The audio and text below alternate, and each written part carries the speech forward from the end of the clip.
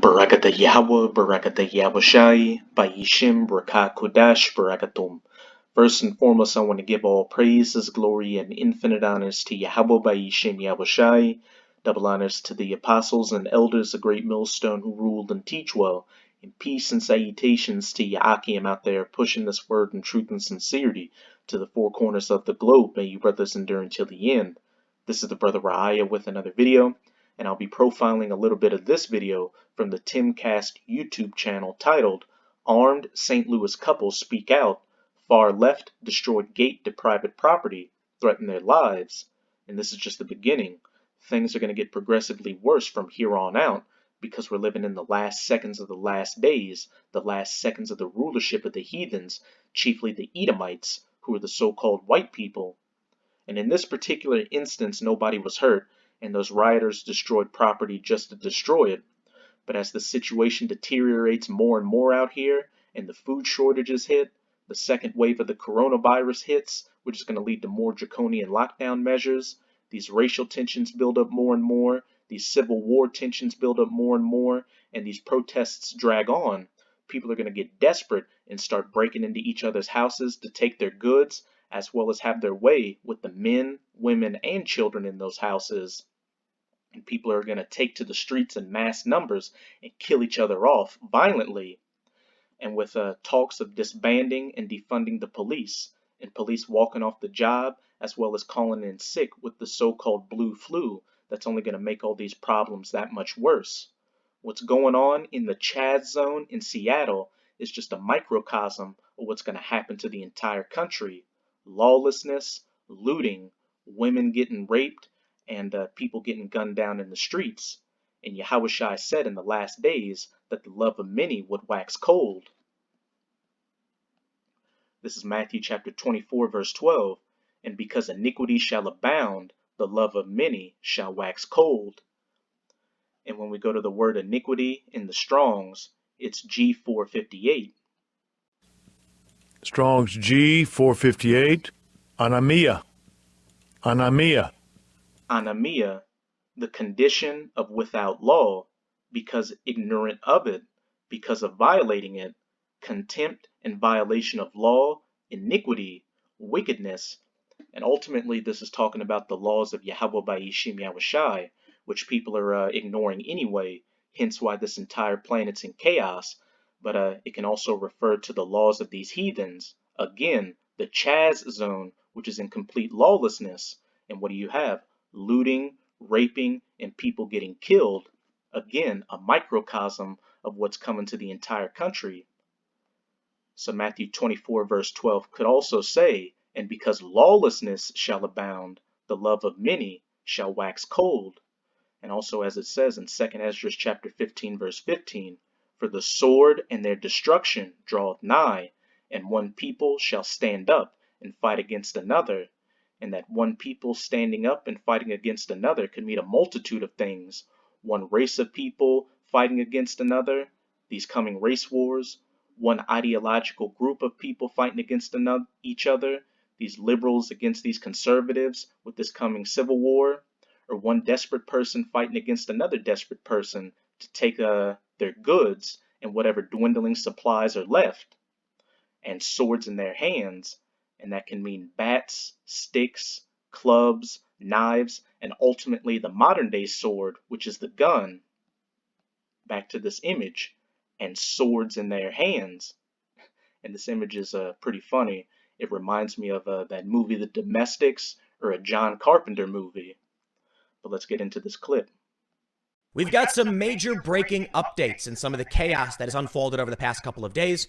For those of you that have seen the story I did this morning, there are two people, a man and I believe his wife, came out of their home in St. Louis armed and were brandishing their weapons, pointing them at protesters.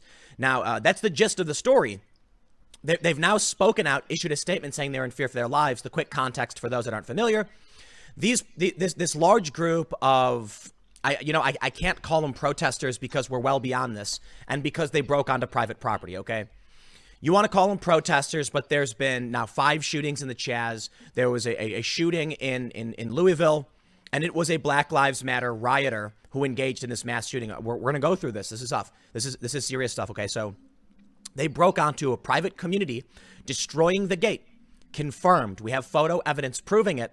And they said they were in fear for their lives and came out with weapons. Now, they probably should know how to use those weapons, have some basic training, which doesn't seem like they do. But it does seem like they were in the right to defend their private property. I was reading some things about St. Louis, castle doctrine. It could be wrong. I'm not entirely sure. We have the statement. But initially, I was planning on just talking about the, this is really, really crazy. A man was arrested in Louisville because he was firing indiscriminately into a crowd of protesters, and he killed a journalist. This is a journalist who eventually became an advocate, I suppose. But we now have a confirmed far-left Black Lives Matter mass shooter. It's not the first. Okay, we had the other identity extremists in there's been several now. There was Dallas. There was, I believe, Baton Rouge. There was Baltimore. I could be wrong, and I don't have a list pulled up, but this look, man, this kind of stuff keeps happening, and I think, my fear is that it's escalation is likely. Okay, so let me just start. And escalation is a definite, again, because iniquity shall abound, the love of many shall wax cold. We're going to read this. We're going to get their statement. But man, I just want to tell you, be calm. Okay. A lot of people are mad because they say, it's fear mongering when I cover these stories. Listen. Let me explain this. Okay. I'm just reading the news. All right. These are the big trending stories. This story right now is trending on Twitter. They all are. All right. I'm not just, I'm not going online and being like, what's the craziest story I can talk about? These are major international trending topics. It's how I typically decide, what stories I cover. So if you don't like the fact that I'm talking about this, take it up with literally what people are interested in.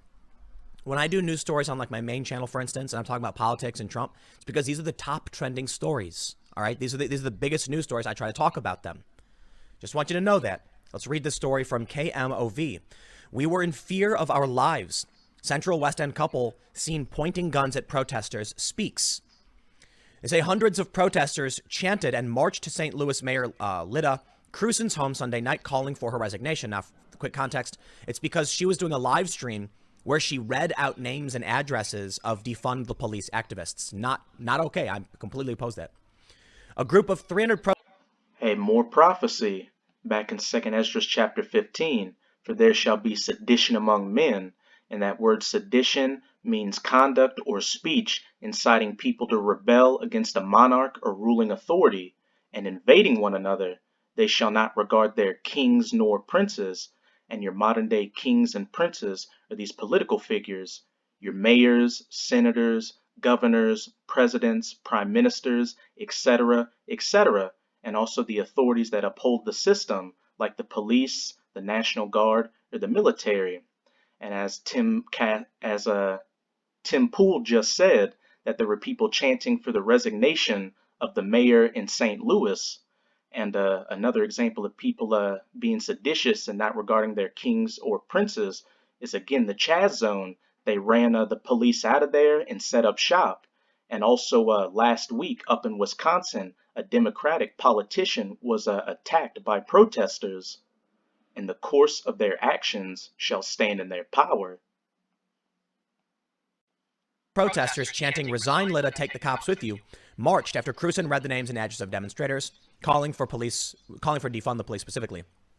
During the protest, a couple in nearby homes stepped outside with guns around 7:30 p.m. Images and video showed 61-year-old Patricia McCloskey pointing a handgun at the crowd, and her husband, 63-year-old Mark McCloskey, was seen holding a rifle. The couple are personal injury lawyers who work together in the McCloskey Law Center. The images and videos were shared thousands of times. So it looks like we have a statement. The homeowner reached out to News 4 Monday morning saying he was having dinner with his family outside his home when the crowd went through the wrought iron gates marked with no trespassing and private property signs on Portland Place. Quote, a mob of at least 100 smashed through the historic wrought iron gates of Portland Place, destroying them, rushed towards my home where my family was having dinner outside, and put us in fear of our lives. Video circulating on social media shows protesters walking through the gate. It is unclear when the gate was damaged, but it was. Take a look at this photo. It looks like, in my opinion, it was destroyed so they could actually get through. You see, this gate right here that's been destroyed, the other one's just open. It's got the metal piece still in the ground, stopping it from being opened. So it looks like somehow they destroyed it. And perhaps they did so that it would break the latch, allowing them to open the gates. I don't know for sure. Maybe not. It's unclear. They say in this video, you can... And again, things really aren't that bad out here. People can still go to the stores and get food. What's going to happen when there's those food shortages, complete pandemonium? Back in 2nd Esdras chapter 15, verse 19, a man shall have no pity upon his neighbor, but shall destroy their houses with the sword, bats, sticks, clubs, knives, ultimately the gun, and spoil their goods because of the lack of bread and for great tribulation. No food out here, no other necessities, so they break into each other's houses and take their goods, and again have their way with the men, women, and children in those houses. You can see protesters walk right through the gate. It's not destroyed when they walk onto the street. You can hear McCloskey say, "Get the hell out of my neighborhood." According to the police, the couple told protesters that they were trespassing on a private street and needed to leave. Shortly after, the couple grabbed their guns after noticing several armed protesters in the crowd shouting threats. Okay, Jim Sciutto. And one people shall stand up and fight against another with swords in their hands. Of CNN, who said unarmed protesters. Not the case. At least as far as we can tell, he said, she said. Now, I would believe, yes, the protesters are armed. Why? We see them armed everywhere. This is what I tell people when it comes to conflict and crisis. They say, what was that sound? Was that fireworks? Do you see anyone holding fireworks? Okay, so let me tell you something. When you got these groups coming out, I don't believe these homeowners just arbitrarily just decided to go inside and get weapons. They say protesters were armed. Seems reasonable. I don't know for sure. Seems reasonable. Check it out. Here's a quote. This is all private property. There are no public sidewalks or public streets. We were told that we would be killed. Our home burned and our dog killed. We were all alone facing an angry mob. Later in the night, protesters... And because iniquity shall abound, the love of many shall wax cold. We were told that we would be killed, our home burned, and our dog killed.